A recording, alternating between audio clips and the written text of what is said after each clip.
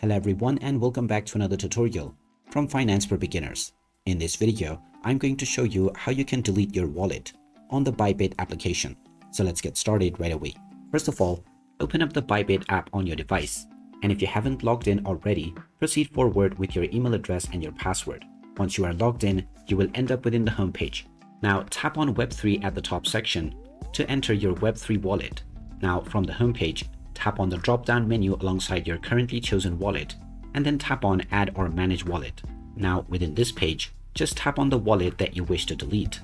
And within the Wallet Details page, you will now see the Delete Wallet button.